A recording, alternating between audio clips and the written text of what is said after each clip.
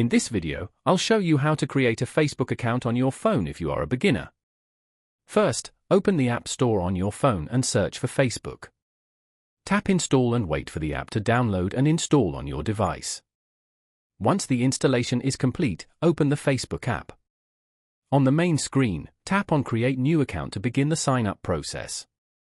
Facebook will guide you through a few simple steps. First, enter your first name and last name, then tap Next. After that, select your date of birth and tap Next again. Now choose your gender and continue to the next step.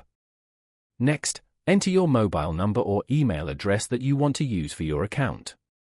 Facebook will send a verification code to confirm your number or email, so enter the code when you receive it.